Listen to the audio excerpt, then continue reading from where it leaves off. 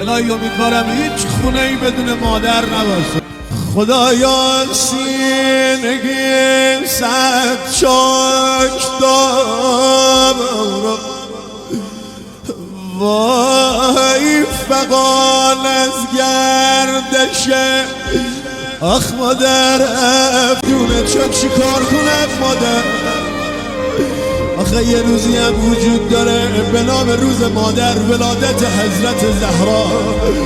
امسال روز مادر چی کار کنم مادر؟ های های های آخه ای به اینجا